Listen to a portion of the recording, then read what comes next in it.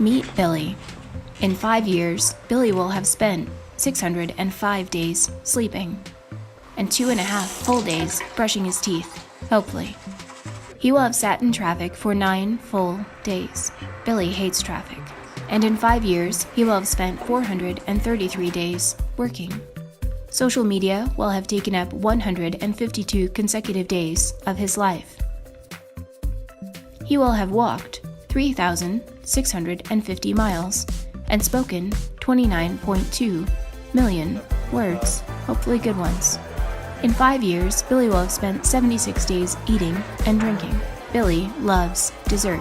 2.5 years out of the 5 will be spent consuming media, with 228 days spent watching TV.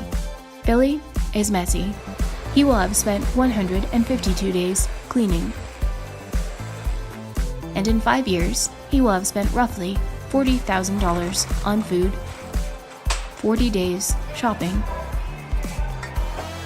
and 50 days socializing with the homies. Welcome to you in 5 years. I don't know what that is, but it does, I gotta admit, it feels pretty good actually. We have been basically trying since this church began to try to find a way to get that into a service. And we thought today, it fit well enough as we wrap up this series, You in 5 Years, that we could kind of at least rationalize putting it in there. And if I'm being ever so candid, we were also it's Memorial Day weekend. Half the number of people that normally show up will be here today. And so we thank you for being the guinea pigs on that little experiment. But contained in that video there from Mr. LaBeouf is something that we really do want to communicate to you today. And it's what he was shouting over and over again. And that is to just do it. Whatever that thought is, whatever that kind of persistent, nagging idea that's continued to ring and continued to come back to your brain here over the first 4 weeks of this series, just do it. Some of you have really, this idea of learning a new language, for instance. You're like, yeah, I really want to do it. What is keeping you from actually going home tonight, making that a priority, spending 5 minutes each night and just memorizing one new word? And at the end of these 5 years, you'll actually be fluent in that language. What's keeping you from applying for that new job? What's keeping you from being a more engaged parent, from taking up that new hobby, from reading those 2 pages of a book each night, from eating differently, from working out, from making that daily quiet time with God a priority? Whatever that thing is, just do it. I've always been enamored by action sports, things like skateboarding and inline skating and wakeboarding. I'm always blown away by the hand-eye and the foot-eye coordination that certain human beings seem to possess that I just don't seem to have. Skateboarding in particular, I'm fascinated by what people can do with their feet. And for much of my life, I've always thought, man, I'd really like to get into skateboarding. I mean, this looks like so much fun. I mean, it's probably a pretty gratifying feeling after you try a trick 100 times and you finally land it. I want to get into skateboarding. And there were a handful of times growing up, middle school and high school, where I'd randomly take up skateboarding, and then I'd inevitably fall. You have to like falling, to kind of actually be into skateboarding. And I'd be like, yep, that's why it's not for me. That really hurt. Don't want to do that again. And then I'd just kind of quit all over again. But I'm the epitome of watching skateboarders, to the point where I drive my wife nuts. I'm like, Mom, honey, look at what this guy just pulled off. And she's like, I don't care. And I don't actually get why you care, because you don't even do this. And I finally got to this point where I was like, all right, I'm actually going to commit to this. I'm actually going to do it. So I had $50 that was actually burning a hole in my pocket. It was a gift card to a mall, and I went into this, skate shop. I bought a deck, and I was like, I'm just going to finally start skateboarding, on a daily basis. And I'm happy to report that about 2.5 years later, in the warm months of the year, 5 out of 7 days a week, I spend between 20 minutes to an hour, just outside skateboarding, when my kids are running around and playing. And the thing that really kind of took it from this thing that I wanted to do to a thing that I actually do was I finally just set in my mind that I was going to make it a priority. I finally was just okay, I'm not going to talk about it anymore. I'm actually going to go out and just do it. And a lot of you need that Shia LaBeouf video queued up, ready to play for yourself first thing every single morning, because you just need to do it. It's time for you to stop thinking about it. It's time for you to stop dreaming about it. It's time for you to stop telling yourself, I really ought to, and you actually should do it. If you've been tracking with us for this series, and if you haven't, have no fear. You can always go online and get yourself caught up. Every single week kind of builds off of the last, which is why we make a big deal of this and why we talk about this every week. But you can go to grumlaw.com/messages and get yourself caught up there. You can listen to the messages. You can watch the messages. Or you can find us in our Grumlaw Church, wherever it is that you happen to grab your podcasts. But if you have been tracking with us, you've noticed that we've been asking, a specific question every single week of this series. And so in the first week, we ask the question, who? Who do you want to be 5 years from now? What do you hope to have accomplished 5 years from now? Where do you want to be in life 5 years from now? And getting to that point, to where you want to be, where God wants to take you, is not going to happen by accident. The reality is, and we've been driving this home throughout this series, is that future you is just an exaggerated version of current you. If you're a kind and compassionate person now, as you grow older, you're just going to become more kind. You're going to become more compassionate. If you're an angry person now, as you get older, you're just going to get more and more angry unless you change course, unless there's some sort of intentional change that you implement into your life. And the second week, we talked about the why. Why is it so difficult for us to change? Well, why is it so easy for us to just kind of stay in that rut? And it really comes down to inertia. An object in motion stays in motion. It's hard to get ourselves out of that rut and then continue to stay the course and allow momentum to eventually take over. In the third week, we talked about the how. How do I change? As we've been stressing throughout this series, it's not because of one big-time drastic decision that you're going to make here this morning, but instead ongoing consistency over an extended period of time. And so we challenge you to make your goals stupidly small. Almost embarrassingly small, but so small that you'll actually end up doing them. And then last week, if you were here, we talked about the when. When are you going to make these changes? And when we think about our lives, when we think about our days, most of the time as Americans, we're actually thinking about them incorrectly. We think of our days as kind of beginning when our heads come flying off the pillow, when we wake up in the morning, when our alarms go off. But that was not God's original design. What we should be thinking about our days as from evening to morning. Think of your day as beginning basically when the sun begins to set. And if you make your evenings and you make your mornings really, really good, then regardless of what happens in the midst of the chaos that you can't really control between the hours of like 9 to 5, it doesn't really matter because you've already had a great day. And today as we move on to part 5, as we wrap up this series, the question that we're going to be asking is what if? What if our 5-year plan does not go according to plan? Because as every single one of us have experienced, and again, this is not just a Christian thing, this is a human being, this is a life thing, sometimes our plans don't go exactly as we have envisioned. Circumstances well out of our control swoop in and suddenly derail our plans. Now, I'm not talking about circumstances where like you suddenly decide that you're going to go on a diet, you're going to start eating better, and about 2 weeks into that diet, somebody brings in donuts to work and you decide to house 3 of them. That's on you. That was a you decision. I'm not talking about a commitment to work out, and again, about a month after working out, you suddenly decide that you're just going to stop because you're just too tired. I'm not talking about a daily commitment to spend time with God, and then about after 2 months, you kind of go off the rails because you get hooked on some Netflix show, and you're staying up way later than you ought to, and so there's no way you're going to get yourself out of bed any earlier. Those are all you decisions. Those are all choices that you made. No, I'm talking about those things that no amount of preparation or planning could have prepared you for that. I'm talking about things like an unexpected job loss, a life-altering diagnosis. I'm talking about things like miscarriage. I'm talking about losing a loved one out of nowhere. These things that even if you tried to plan for it, it would be ridiculous. No amount of preparation could have prepared you for those moments. What do we do in those situations? What if our 5-year plan does not go according to plan? About 5 years ago, I was skiing with my older brother at Mount Brighton. I loved to snow ski. And there was this massive jump that they had built for a competition that they were having later on that day. And everybody was doing the intelligent thing and just kind of skiing and snowboarding and around it. And my brother, and this is what brothers do, they make terrible decisions around each other. He goes, "Hey, you think you go off that jump?" And I was like, "Yeah, I'll go off that jump." And so I skied past it a couple times, and I was finally like, all right, this is my moment. I'm going to show off to all these people. I'm going to just I'm probably going to win an award. This is going to be a good moment for me. And I went off this jump. I was carrying way too much speed. And for those of you that have any experience going over jumps, the ideal thing to do is to go off, gracefully fly through the air, and then land kind of on the downslope. Well, I went way too fast, and I overshot the downslope of the jump by a wide margin. In fact, by about 20 yards. And then something happened in the skiing community. We refer to these as yard sales. Everything was scattered everywhere. There was a ski there, a pole there. One of my gloves came off. I don't know how that happened. And I was just laying on the ground. And my brother reminded me after the last service, actually, he then tried to do it. Even after he saw me eat it, did the exact same thing. He also ate it. And so we're both laying on the snow, just grabbing our respective body parts that suddenly hurt a lot. And I noticed that in particular, my knee, there was a lot of pain in my knee. And so for the rest of the day as I was skiing, my knee kept kind of slipping out of place, and it felt really uncomfortable. At the time, I was in orthopedic sales, so I knew that it was probably a good idea to not mess around with your knee any further, and so I took it easy for like literally months. Now we fast forward to like 4th of July weekend. Every single year, my family, we go up north for the 4th of July. We do a ton of boating, and I was like, you know what? Things are feeling pretty good.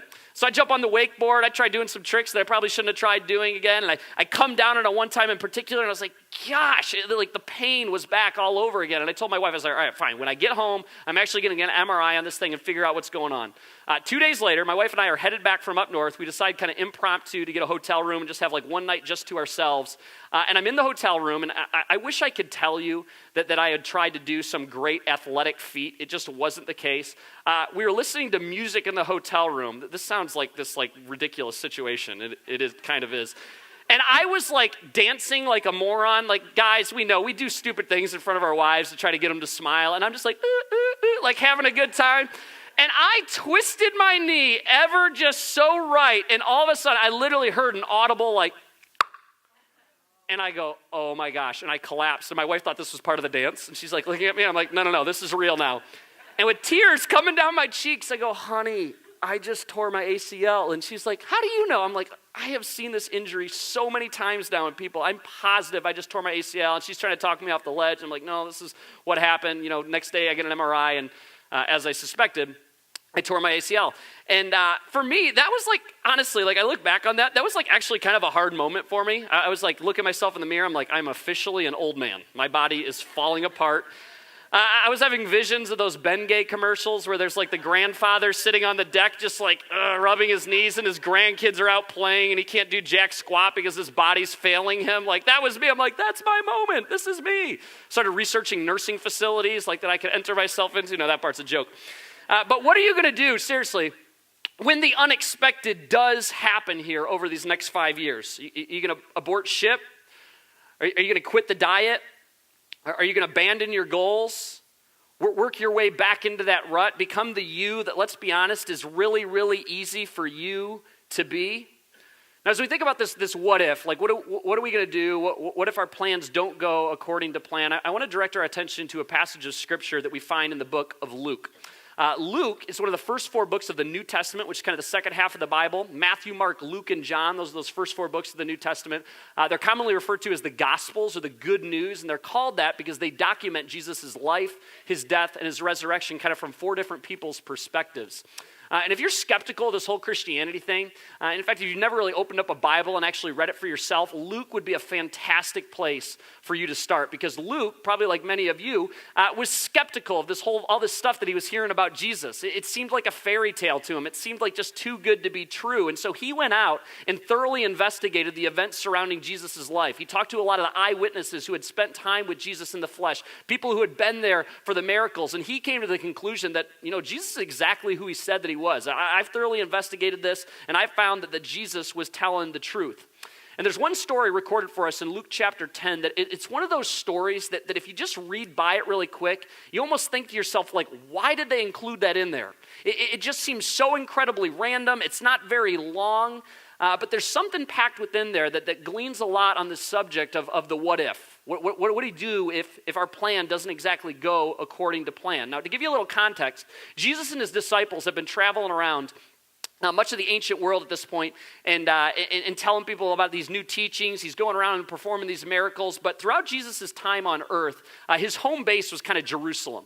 And he had a bit of a love-hate relationship with Jerusalem. There were some people in Jerusalem that really, really loved him, but there were a lot of people that weren't big fans of Jesus, most particularly the religious leaders of that day who weren't too fond of this new message that Jesus was propagating. But there was one lady in particular that when she heard Jesus was going to be passing through, got really excited about that, and her name is Martha, and that's kind of where we pick up the story today. It says, as Jesus and the disciples continued on their way to Jerusalem, they came to a certain village where a woman named Martha welcomed him into her home.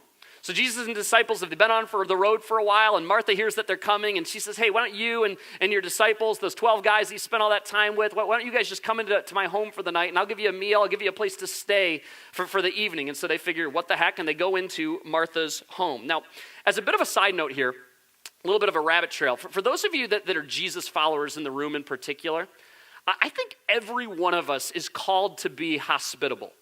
Not every one of us are Martha Stewart. Not every one of us have that gift of hospitality. But I think this is one of those areas that if you call yourself a Jesus follower, I think it's better for everyone, but the Jesus followers in particular, this is something that you should try to develop in yourself. Hospitality is definitely not one of my gifts. In fact, when my wife and I got first married, we had people over all the time. That was kind of my wife's thing. And it brought me like anxiety because I'm like so OCD. I know that about myself. People, walk into my house and they don't take their shoes off. And I'm like, oh my gosh, twitching in my neck. Like it kind of makes me anxious, but over time I've definitely gotten better at it. And for those of you that do this on a fairly regular basis, my wife and I try to have at least, one couple or one person new over to our house each week. There's something special that happens in the confines of your home. When you invite that neighbor, when you invite that coworker, when you invite that person that you occasionally talk to here on Sunday mornings into your home, there's a bond that is formed that is really, really hard to achieve in just like these 5-10-minute conversations that are basically small talk. If we're called to show the love of Jesus to other people, I think this is one of those areas that we absolutely have to develop in. It says her sister Mary sat at the Lord's feet listening to what he taught. Mary, rather than helping Martha prepare for this meal, rather than helping Martha prepare for these guests that are now in the home, she chooses to sit and listen to Jesus rather than helping Martha, which, by the way, does not go unnoticed by Martha. We'll get to that here in just a second. But this is certainly worth pointing out as well. This is a point in history, in the history of our world, thousands of years ago, where women did not have very many rights. They didn't have a lot of value, in fact, in a lot of people's eyes, particularly in the eyes of men. But Jesus doesn't shush her away. He doesn't look at her and say, hey, well, why in the heck aren't you helping your sister?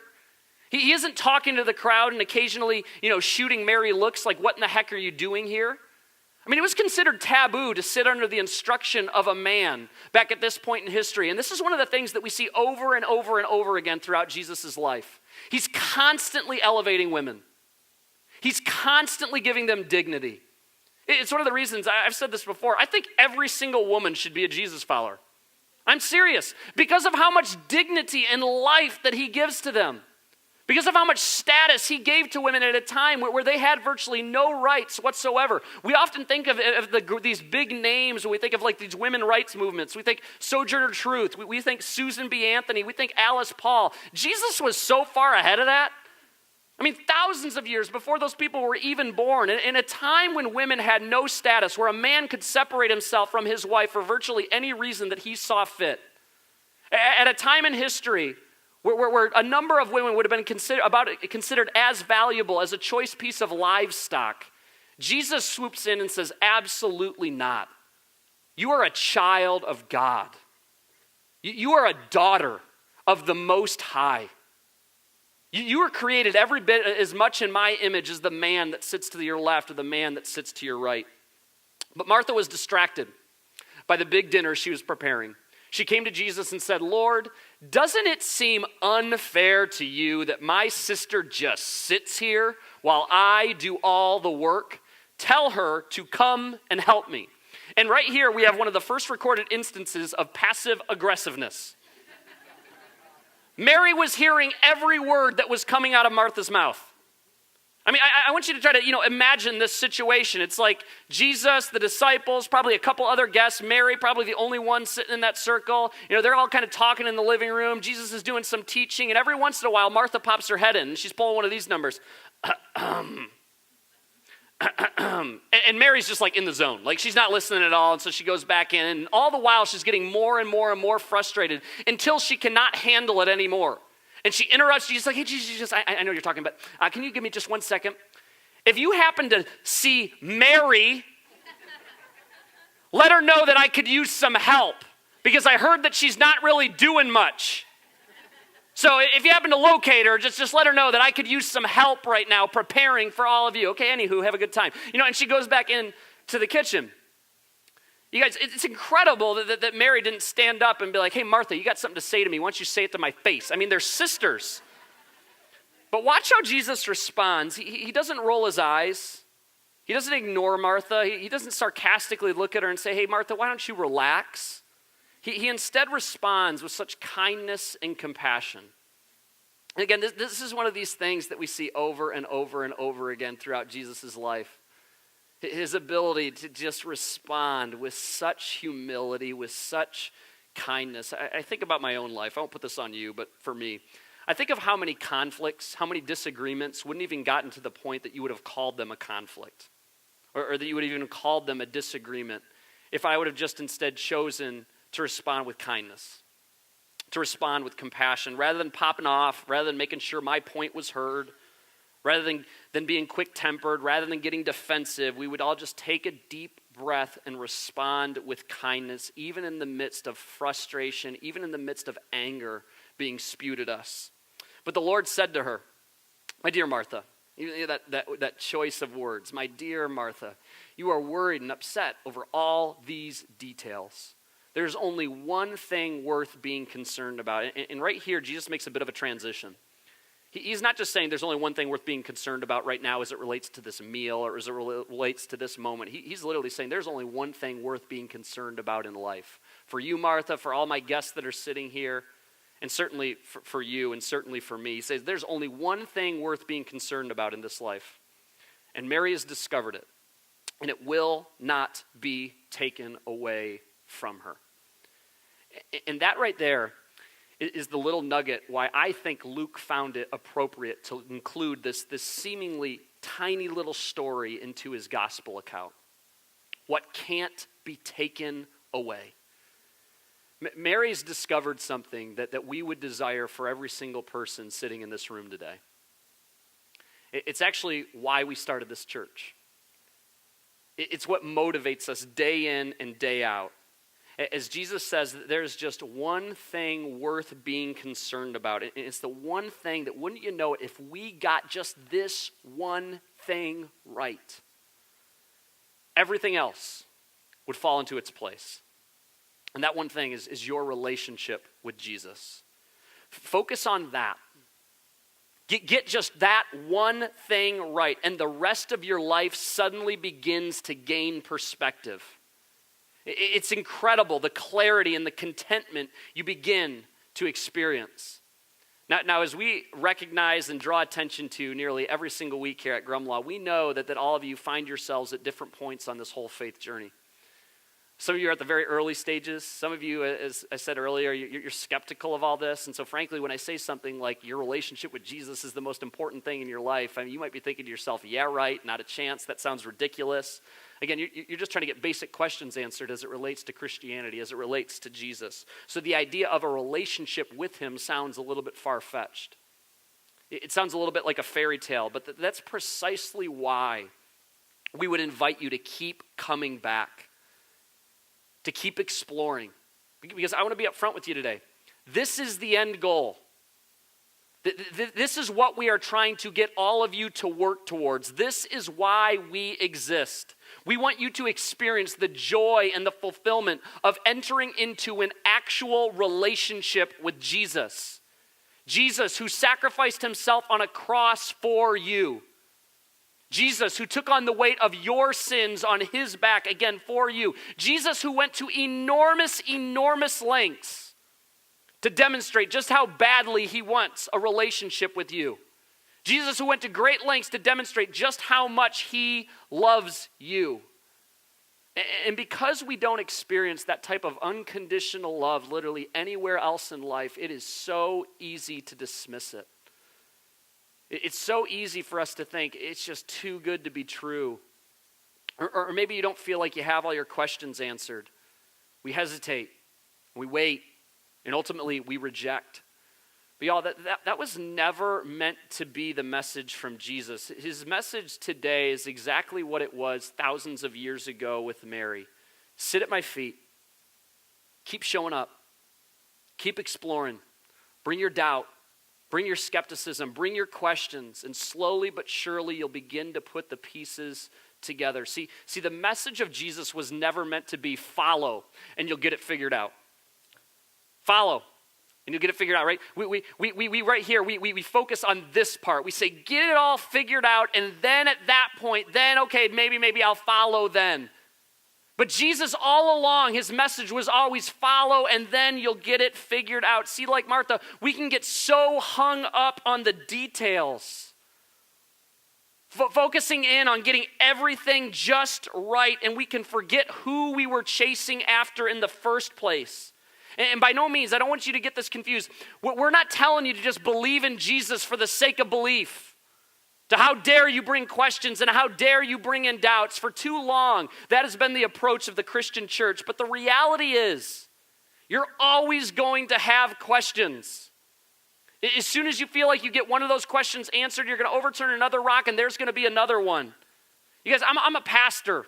I still have questions. I do this for a living. I still have questions. There's still doubts that circulate around in my mind. And the reality is, again, if you wait until you get every little detail resolved in your head until you begin to actually form a relationship with him, if you wait until you get everything figured out to begin following Jesus, you're inevitably going to find yourself on your deathbed still asking those questions. And that is precisely why Jesus invites you to follow.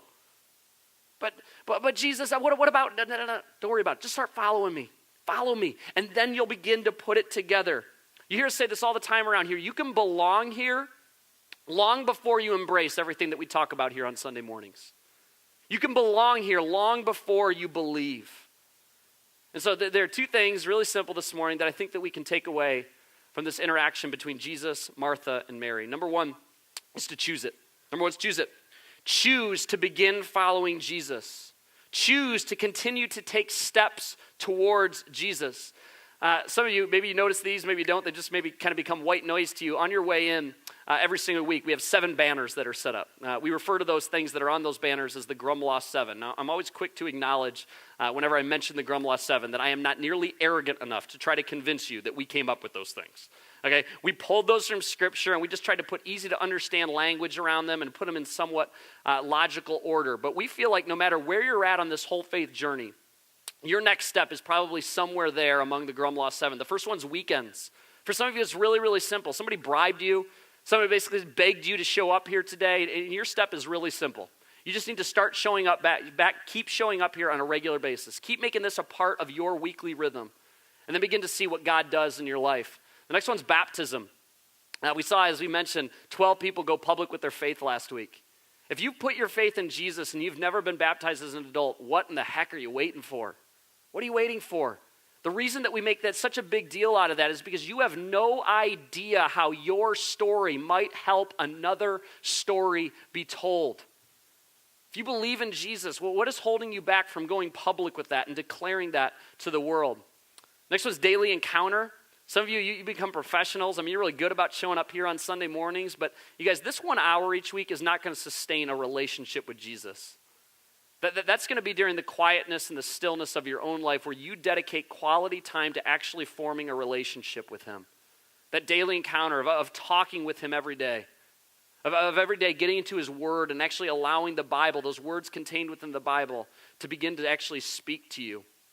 Next one's groups. We challenge every one of you to get out of rows and to get into circles. Connect groups are the most important thing that we do here on Sunday mornings. It's not these Sunday morning services.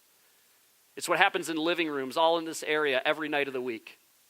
People who finally commit to move together, to be among people that are also taking steps towards God in their faith. Come the fall, we will make a big deal of this. It's our goal that every single person that shows up here on a Sunday morning will get themselves involved in a connect group.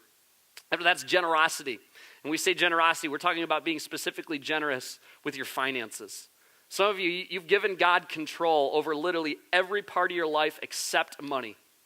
I have found that money is the hardest thing for Americans, for people in the Western world to actually finally give up to God. You're willing to give him everything else, but when it comes to money, it's like, oh, I don't know, there's something that rises up in you. And you need to start giving a percentage, not just random amounts, but a percentage of your income away back to God. That is how we guard against greed. That's how we make sure that we're not going to be owned by the things that we own. Now, whenever you talk about money in a church, people's walls immediately go up. I want to make this very, very clear. I say this every time we talk about money. I could care less, and that's about as soft language as I can put around it. I couldn't care less if you actually give a nickel to this church. Don't care. I just want you to give a portion of your income away. Because for where your treasure is, there your heart will also be. It's how we guard against greed. It's something that's so difficult to guard against, again, in our materialistic, in our American society. And then the next one is serve. Giving of your talents, giving of your time. If I can be so candid, this church has crushed it as it relates to generosity with their finances. An area that we struggle a little bit more when we give an opportunity to sign up and help with one of our ministry partners, like, hey, we want to all come together on this Saturday and take on this endeavor. It is like pulling teeth to get people to sign up for that. We'll write checks all day, but actually giving our time, actually giving my free time, I only have one weekend a week. I mean, I'm not about to give money to give that time to other people. That's a little bit more. Whether that's serving on a team here on Sunday mornings, but actually getting out in your community and serving there as well. And then lastly is share. You guys, there's so many people here who Jesus has completely transformed your life, and you basically never tell anybody about it. And there's then that person on your mind that you're supposed to share your faith with that individual. It's time to start being obedient to that. And when God prompts, you actually share about how Jesus has transformed your life. In a couple weeks, actually, we're going to be giving you some practical tips there on actually how to do that, and we're really excited for that. Whatever that next step is for you, it's probably there among those 7 things. Like Mary, choose to sit at the feet of Jesus rather than running around like a chicken with your head chopped off, stuck in the busyness of life. As we've been talking about throughout this series, every single one of us, we have a very limited amount of time available to us each day, 24 hours to be exact. How are you using this precious commodity that we refer to as time? Are you using it like Mary, or are you using it like Martha? And to be really clear, when we read this story, it's not like Martha was doing anything wrong, right? I mean, Martha was literally preparing a meal for Jesus. I mean, he's the Son of God. Like, I think we would all agree that that's a pretty good thing, making a meal for Jesus. But so often, this is what we, particularly as Christians, fall victim to. We neglect the best things. We neglect the best things in favor of good things. We say yes to those things, that they're not wrong. It's not like there's sin. There's nothing wrong with those things, but we in turn neglect the best. Yeah, it might be a great idea for you to go over and help a buddy of yours remodel his house, but if that's taking you away from your family 5 nights a week, then you might be neglecting the best thing. Now, if you're sitting here today and you do call yourself a Jesus follower, by very fact that you call yourself a Christian, you are acknowledging in that statement, you're acknowledging that Jesus is indeed the best thing.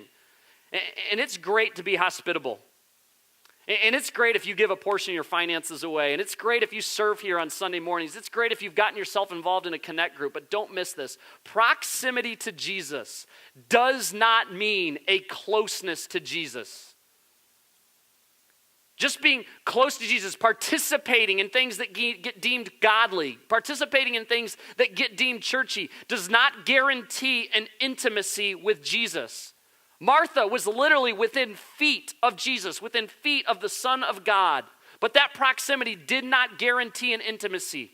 It did not guarantee a closeness with him. She was doing good things, but she was in turn neglecting the best thing. As Jesus would say, the only thing that was actually worth being concerned about. We can get so focused on the what that we completely lose focus of the who. We can get so focused on doing good Christian things, and we can completely lose sight of Jesus, on the who that we ought to be doing it for in the first place. And you guys, listen, I totally get this. Again, I'm a pastor. It's like, I do Christian things for a living. It's like, what does your job entail? I don't know, Christian stuff. I just do Christian stuff. I am so guilty of getting caught up in the details like Martha. Getting caught up in these good things, that there have been countless times where I completely lose sight of who I was doing it for in the first place. The why behind all of it. But remember, and this is again one of the things, one of these patterns that we see throughout Jesus' life. He's not after our actions. His message was never do good and then in that moment I'll accept you. He's after our hearts. He's after our motivation. Doing all of these good things should be an outpouring of gratitude in response to what Jesus has done for you. That is what we should keep our eyes fixed on. So number 1 is to choose it. And then number 2, to bring it all back around to Mr. LaBeouf, is, of course, do it. Because it's one thing to just choose it, but it's another thing to actually carry it out. Actually make your daily time with God a priority. I mentioned this last week. Even if you're new to this whole Christianity thing, even if you're not even sure if who Jesus really was, you're still figuring things out. Every single one of us can dedicate at least 5 minutes to spending some time with God a day. Just give him 5 minutes. Start your day off just by, there's an incredible app, and we mention all the time. It's called the YouVersion app.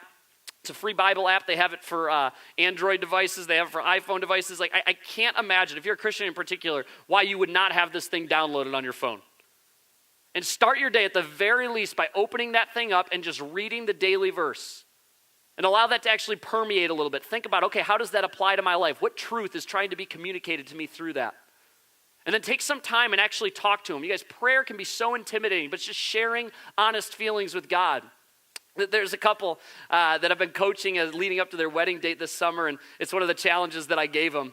I was like, hey, I want you guys to just start praying together before meals and praying before you leave each other at the end of each night. And if at the end of the night, you're not with each other, then call each other and pray together. And at the end of a month, we got back together. I'm like, how was it going? And they're like, not very good, actually. It's pretty freaking awkward. And I'm like, yeah, and it's going to continue to feel a little bit awkward until you begin to do it more and more and more, and then it will become more natural. Within this app, there are countless Bible reading plans, thousands and thousands of Bible reading plans. Every single week, we have free Bibles in the back. It's one of the things that I love hearing. When our admin director, Jenna, comes up, she's like, hey, we need to order more Bibles. I love that people are actually taking those things. Start reading through the Gospels, Matthew, Mark, Luke, and John. Just read through the life of Jesus. And watch how those words begin to actually speak to you. All these things will begin to feel like a part of more of our weekly rhythm, of our daily rhythm. It'll feel more and more natural. And here's why I bring this up, and here's why I think this is such a big deal as you think about who you want to become 5 years from now. What you hope to accomplish 5 years from now. When we stay focused on what can't be taken away, that relationship with him, and the unexpected happens. It's going to happen. Our relationship with Jesus is strong, no matter what is taken away. That relationship is the anchor that inevitably holds it all together.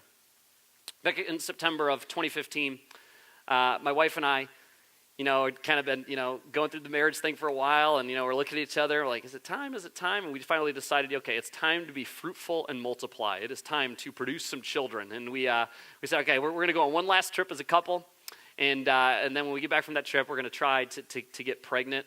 And she got pregnant, like, right away. I figured out that that's a really good talent of mine. I can get my wife pregnant like that. It is. I'll stop talking so I don't get myself in trouble. And I was like blown away when she told me that. She's like, I'm like, already, okay, how did that happen? Well, I know how it happened, but that's unbelievable. That was really, really quick. And so, for any of you parents out there, like the minute that you get that news, it's hard not to rabbit trail, right?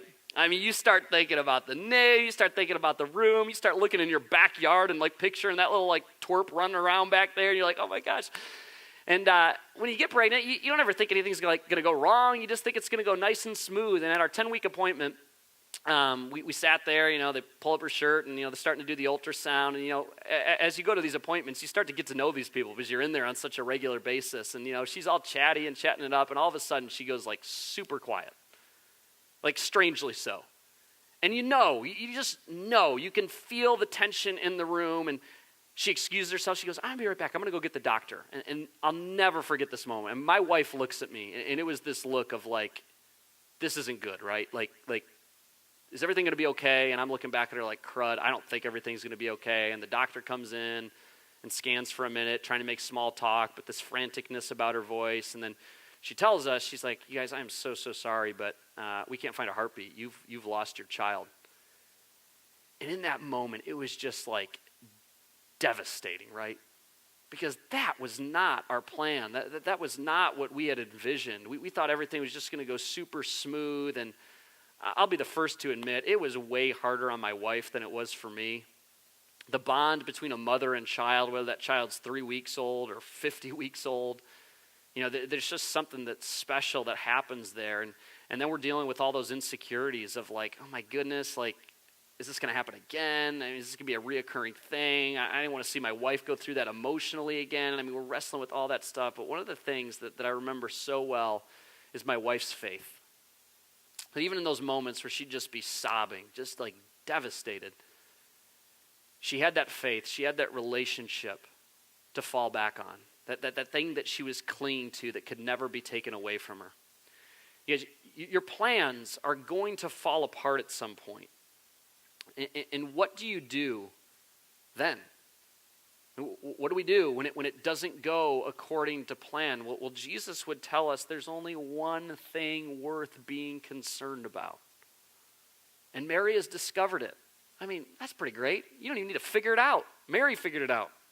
And it will not be taken away from her, and it certainly will not be taken away from you.